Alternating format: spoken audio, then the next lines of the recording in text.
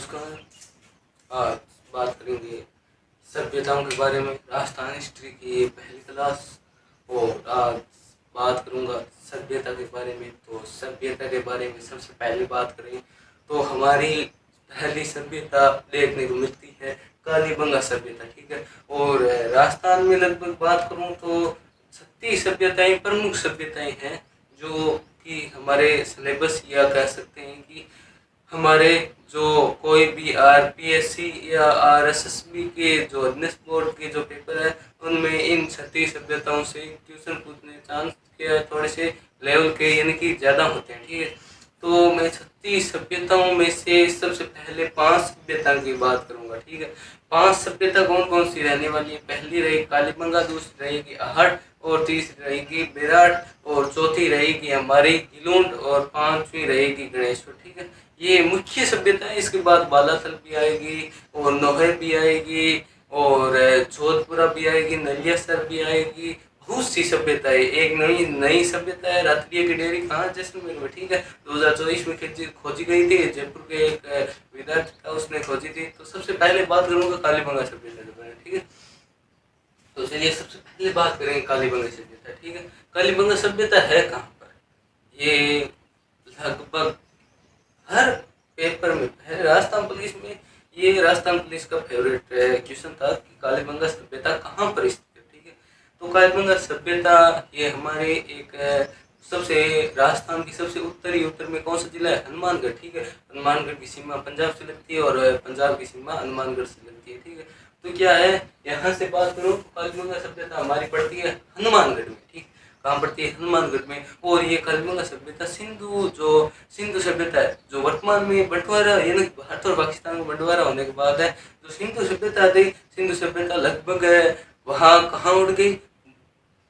Sorry, Sindhu सभ्यता थी, उसके ज्यादातर स्तर थे वो पाकिस्तान में चले गए, और भारत में बहुत कम स्तर पर पड़े।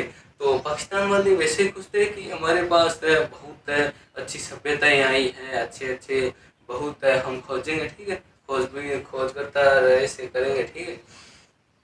तो हमारे एक विद्वान थे, राजस्थान के विद्वान थे, उनका नाम था डॉक्टर सत्य प्रकाश, ठीक है। डॉक्टर सत्य प्रकाश ने एक बेहतरीन बात की थी कि पाकिस्तान में जो हमारी सभ्यता गई, पाकिस्तान में जो हमारी सभ्यताएं गई, उनका हमें कोई दुख नहीं है। हमारे पास बेराट जैसी सभ्यता पाकिस्तान के लिए लाखों गुना अच्छी है, क्योंकि बेराट से बहुत अच्छे अच्छे अवशेष मिले, ठीक है। बेराट से महाभारत के अवशेष मिले, बहुत अच्छे अच्छे अवशेष मिले। तो चलिए सबसे पहले बात करूंगा कालीबंगा सभ्यता। कालीबंगा सभ्यता कहाँ पर है? हनुमानगढ़ के बारे में।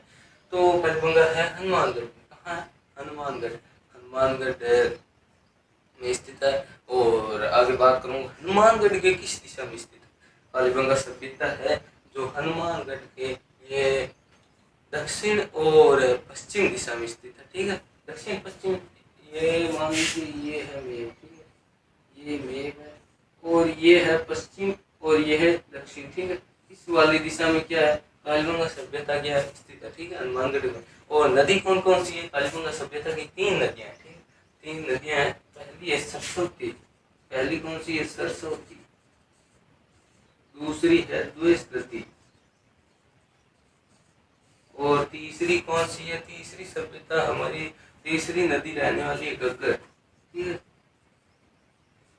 और ये सरस्वती और द्वेषवती के जो बहाव क्षेत्र को ऋग्वेद में क्या कहते थे? ऋग्वेद में इसके बहाव क्षेत्र को, यानी दोबारा से दोहरा देता हूँ, यानी ऋग्वेद, ठीक है। ऋग्वेद एक ग्रंथ है, ठीक। ऋग्वेद में इसे ब्रह्मवत कहते थे, ठीक है। ऋग्वेद में इसे क्या कहते थे? ब्रह्मवत। ब्रह्मवत किसे कहते थे? सरस्वती और द्वेषवती के बहाव क्षेत्र को क्या कहते थे? ब्रह्मवत कहते थे ऋग्वेद में, ठीक है। और जो ये कालीबंगा सभ्यता है घग्गर नदी के बाएं तट पर है। कौन सी तट पर? बाएं तट। बाएं यानी ये वाला, ठीक है, बाएं तट, ठीक है। ये सरस्वती और द्वेषवती के बहाव क्षेत्र को ऋग्वेद में ब्रह्मवत कहते हैं, और घग्गर नदी, जो घग्गर नदी है, इसकी क्या है? बाएं तट पर कालीबंगा सभ्यता स्थित है, ठीक है। आगे मैं बात करूं तो कालीबंगा सभ्यता के बारे में थोड़ी सी और जानकारी। कालीबंगा का शाब्दिक अर्थ क्या होता है? यानी कि कालीबंगा का शाब्दिक अर्थ होता है कि काले रंग की चूड़ियां, ठीक। ये तो लगभग सभी को पता है कि कालीबंगा शाब्दिक अर्थ क्या है, काले रंग की चूड़ियाँ, ठीक है। तो इससे आगे बढ़ूँ तो कालीबंगा सभ्यता के बारे में एक और बात निकल के आती है। जब भारत क्या हुआ, भारत स्वतंत्र हुआ, ठीक है। भारत स्वतंत्र कब हुआ, 1947 को भारत है क्या स्वतंत्र हुआ। स्वतंत्र होने के पश्चात लगभग ज़्यादातर सभ्यताएं क्या थी, पाकिस्तान में चली गई। और भारत में सिंधु सभ्यता की पहली जो खोजी गई स्थल था वो कौन सा था, रोपड़। रोपड़ रोपड़ था, ठीक है। रोपड़ एमपी में है, ठीक है। और भारत में दूसरी सिंधु सभ्यता की जो खोजी गई स्थल था वो स्थल था कालीबंगा, ठीक है। भारत में पूछे तो कालीबंगा का दूसरे नंबर पर स्थान है। और राजस्थान पूछे, राजस्थान में पहले खोजा गया स्थल कौन सा था, तो सभ्यताओं में स्थल वो रहेगा कालीबंगा, ठीक है। ये याद रखने योग्य क्या तथ्य है, ठीक है। तो आगे बात करूं तो मैं कालीबंगा सभ्यता के बारे में चलिए करता हूँ शुरुआत। कालीबंगा सभ्यता ये आद्य ऐतिहासिक काल की सभ्यता है, ठीक है। आद्य ऐतिहासिक, आद्य ऐतिहासिक, ठीक है।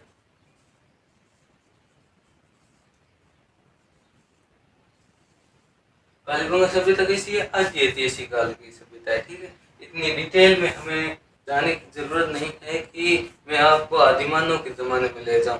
तो ऐसे याद रखना कि आद्य ऐतिहासिक काल की सभ्यता, ठीक है। आगे थोड़ी सी और चर्चा करूं तो कालीबंगा के बारे में एक और विशेषता आती है कि ये कांस्य युगीन, एक कांस्य युगीन सभ्यता है, ठीक है। कांस्य युगीन और ताम्र पाषाण युगीन, कांस्य युगीन और कौन सी, ताम्र पाषाण युगीन, ठीक है।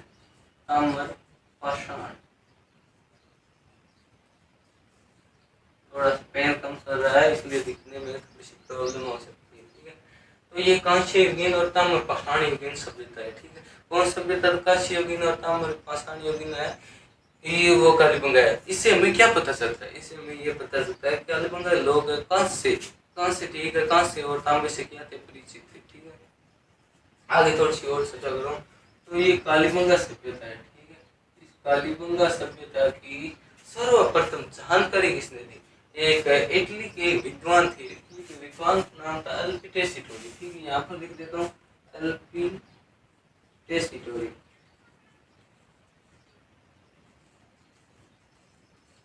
अल्पिटेसिटोरी ने सबसे पहले इस कालीबंगा सभ्यता की क्या दी थी, जानकारी दी थी। जानकारी किसे दी थी, इस कालीबंगा सभ्यता की सबसे पहले इस अल्पिटेसिटोरी कहाँ का था, इटली का ही विद्वान था, ठीक है। इटली के विद्वान अल्पिटेसिटोरी ने इस कालीबंगा सभ्यता की सर्वप्रथम जानकारी दी थी। एक वैज्ञानिक थे, ठीक है। कौन थे, इब्राहिम गिरियसन, इब्राहिम गिरियसन, ठीक है। इब्राहिम गिरियसन को इसकी सर्वप्रथम जानकारी दी, ठीक है, अल्पिटेसिटोरी ने, ठीक है। और आगे मैं बात करूं तो कालीबंगा सभ्यता है, कालीबंगा सभ्यता से एक जो कह सकते हो कि पाषाण युगीन है, या मान लीजिए पत्थरों पर लिखा एक जो कुछ अभिलेख मिला जिसमें जिसमें सेंधो लिपि का प्रयोग किया गया था, सेंधो लिपि, ठीक है। सेंधो लिपि, सेंधो लिपि में लिखा गया था। और सेंधो लिपि इसमें बाएं से दाएं, सॉरी दाएं से बाएं, दाएं से बाएं, ठीक है। दाएं से बाएं और बाएं से दाएं लिखा गया था, ठीक है। दाएं से बाएं और बाएं से दाएं लिखा गया था। ये जो सेंधो लिपि है, सेंधो लिपि में सर्पिलाकार तरीके से लिखा गया था, यानी कि सांप की तरह लिखा गया था, जो आज तक कोई भी पढ़ नहीं पाया, ठीक है। तो सर्पिलाकार लिखा गया था, ठीक है, अभिलेख, ठीक है। आगे थोड़ी सी चर्चा करूँ कालीबंगा के बारे में। तो कालीबंगा की अब चलिए मैं मुख्य पॉइंट पर बात करते हैं। कालीबंगा की खोज के बारे में बात करूँ, कालीबंगा की खोज 1952, 1953, ठीक है।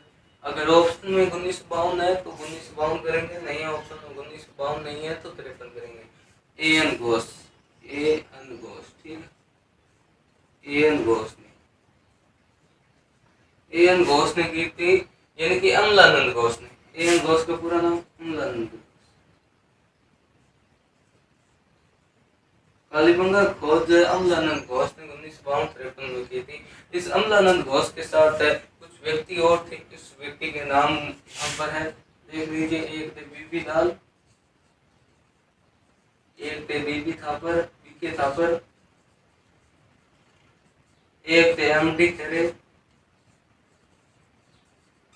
एक थे जेवी जोशी, एक थे एसपी जैन, एक थे केएम श्रीवास्तव।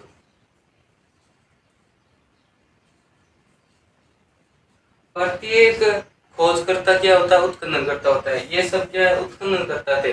खोजकर्ता कौन था? अमलानंद घोष। तो प्रत्येक उत्खननकर्ता कौन होगा? खोजकर्ता होगा। तो इसकी खोज कितने व्यक्तियों ने की थी? कुल 7 व्यक्तियों ने की। ठीक है। तो इस जो सभ्यता की खोज थी, इस सभ्यता की खोज करने के लिए कोई विभाग भी होगा, तो इसके लिए विभाग था भारतीय पुरातत्व विभाग। कौन सा? भारतीय पुरातत्व विभाग। भारतीय पुरातत्व विभाग। वर्तमान में इसकी पीठ कहाँ पर है? दिल्ली में। ठीक है, दिल्ली में। पहले प्रधान पीठ थी पहले कलकत्ता। ठीक है, कलकत्ता। स्थापना की थी, इसकी स्थापना हुई थी 1900 सॉरी 1861 को। ठीक है, 1861 की इसकी स्थापना हुई थी। और जब इसकी स्थापना की तो उस समय भारत का गवर्नर जनरल कौन था? ये प्रश्न बार बार पूछा गया है। तो लॉर्ड कैनिंग है। उस समय क्या था? गवर्नर जनरल था लॉर्ड कैनिंग। ठीक है। और इसका संस्थापक किसे बनाया गया? संस्थापक बनाया गया था एलेक्जेंडर कैनिंगम। एलेक्जेंडर एलेक्जेंडर कैनिंगम एलेक्जेंडर कैनिंगम को इसका क्या बनाया गया? संस्थापक। तो अच्छे से देख लीजिए, ये कुछ इंपॉर्टेंट तथ्य है कालीबंगा की जो खोज थी। कालीबंगा खोज जो 5 स्थलों पर की गई। तो ठीक है, 5 स्थलों की बात करूं तो सबसे पहले पहला स्थल और दूसरा स्थल, यहाँ पर कालीबंगा खोज के ये 5 स्थल है। 5 स्थलों को 2 भागों में डिवाइड किया गया है। एक पहला स्थल, दूसरा स्थल, एक तीसरा स्थल, एक चौथा स्थल, एक 5वां स्थल। ठीक है, 2 भागों में डिवाइड किया गया है। तो सबसे पहले बात करूँ पहले और दूसरे स्थल की। पहले और दूसरे स्थल को कहते हैं प्राक-हड़प्पाकालीन। प्राक-हड़प्पाकालीन। ठीक है, प्राक-हड़प्पाकालीन। और जो तीसरे चौथे 5वें स्थल को कहते हैं हड़प्पाकालीन। हड़प्पाकालीन अवशेष। ठीक है, हड़प्पाकालीन अवशेष या उत्तरोत्तर अवशेष, उत्तरोत्तर हड़प्पाकालीन। ठीक है, उत्तरोत्तर हड़प्पाकालीन, उत्तरोत्तर हड़प्पाकालीन भी क्या इसे कहते हैं। ठीक है, प्राग हड़प्पाकालीन की बात करूँ तो प्राग हड़प्पाकालीन से 4 क्या थे? अवशेष मिले हैं। 4 अवशेषों की बात करूँ तो जुते हुए खेत के प्रमाण मिले हैं। ठीक है, कालीबंगा से जुते हुए खेत के प्रमाण मिलते हैं। ठीक है, ये बात लिखने की जरूरत नहीं है, मैं बोल देता हूँ। ठीक है, कालीबंगा से जुते हुए खेत के प्रमाण मिलते हैं। ठीक है, और बेलनाकार तंदूर मिलता है। बेलनाकार क्या मिलता है? तंदूर मिलता है। और आगे थोड़ी सी और बात करूं तो एक जो कालीबंगा में एक मरण पट्टिका पर एक सींग युक्त देवता की क्या प्रतिमा मिलती है। ठीक है, और कालीबंगा से व्याघ्रंकन की मोहरें भी मिलती है। ठीक है, तो यहाँ से ये हमने कुछ चर्चा की कालीबंगा की प्राग हड़प्पाकालीन से 4 प्रमुख जो अवशेष मिले हैं। एक अवशेष यहाँ से चलो मैं लिख ही देता हूँ, भूकंप के अवशेष मिले हैं। ठीक है, भूकंप के अवशेष मिले हैं और जुते हुए खेत के अवशेष मिले हैं। जुते हुए खेत के अवशेष, जुते खेत। ठीक है, और यहाँ से एक और अवशेष मिला है क्या? मरण पट्टिका पर सिंह देवता की, सिंह देवता और यज्ञ की मूर्ति। ठीक, तो यहाँ तक अच्छे से चर्चा कर ले। एक हमारे अभी फर्स्ट ग्रेड का एग्जाम हुआ था 3 जून को। 3 जून के फर्स्ट ग्रेड के एग्जाम में एक बेहतरीन क्वेश्चन आया था यहाँ से कालीबंगा सभ्यता से कि 6 छेद युक्त बालक की खोपड़ी के प्रमाण कहाँ से मिले हैं? तो वो कहाँ से मिले हैं? वो मिले हैं कालीबंगा से। ठीक है, तो 6 छेद युक्त, 6 छेद युक्त बालक की खोपड़ी के प्रमाण, बालक की खोपड़ी के प्रमाण। कहाँ से मिले हैं? कालीबंगा, ठीक है, याद रख लोगे। कालीबंगा से मिले हैं छह छेद युक्त बालक की खोपड़ी को प्रमाण। और इससे ही इस अमलानंद घोष ने यह अनुमान लगाया कि यहाँ पर क्या है, 100 चिकित्सालय हुआ करता है, ठीक है। और 100 चिकित्सालय के जनक किसे कहते हैं? सुश्रुत को कहते हैं, ठीक है, ये याद रखने के लिए, ठीक है। और आगे मैं बात करूँ तो कालीबंगा जो भवन निर्माण थे, भवन निर्माण में क्या था, कच्ची ईंटों का प्रयोग किया गया था। कालीबंगा के भवन निर्माण में कच्ची ईंटों का प्रयोग किया गया था। और ऐसे पूछ ले कि कालीबंगा के भवन निर्माण में ईंटों को किस प्रकार लगाया गया, ठीक है, ईंटों को किस प्रकार लगाया गया, या तो आप कह सकते हो कि सर अलंकृत पत्ती से क्या है, कालीबंगा के ईंटों को लगाया गया था, ठीक है। तो अलंकृत ये प्रश्न बार बार प्रायोगिक परीक्षा में पूछा जा रहा है कि कालीबंगा में किस प्रकार की ईंटों का प्रयोग किया गया था, तो अलंकृत ईंटों का प्रयोग किया गया था, ठीक है। और आगे बात करूँ तो मकान कैसे थे, इनकी मकानों की छत कैसी थी, मकानों की छत इस प्रकार से थी, ठीक है। और यहाँ पर जो खेरपल या आप सुनते हो, खेरपल, खेरपल किसे कहते हैं?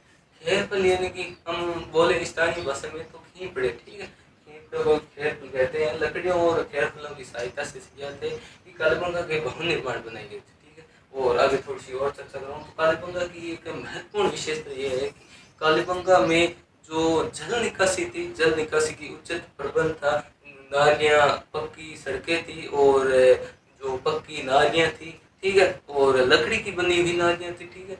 और अगर क्वेश्चन आ जाए कि किस सभ्यता से ये हमें अच्छी और बढ़िया या सुव्यवस्थित ढंग से नालियों की व्यवस्था मिलती है, तो वो हमारे रहेगी कालीबंगा, ठीक है। तो आगे थोड़ी सी और चर्चा करूँ तो कालीबंगा सभ्यता एक क्या है, हड़प्पा कालीन सभ्यता का अवशेष है, ठीक है। हड़प्पा कालीन या सिंधु सभ्यता का नगरीय स्थल है, ये ग्रामीण स्थल नहीं है, ये नगरीय स्थल है, ठीक है, ये नगरीय स्थल है, ठीक है। और आगे थोड़ी सी और चर्चा करूँ तो कालीबंगा क्या है, कालीबंगा की तीसरी राजधानी यानी कि कालीबंगा की जुड़वा बहन किसे माना जाता है, तो वो माना जाता है सोनती, सोनती है बीकानेर में, ठीक है।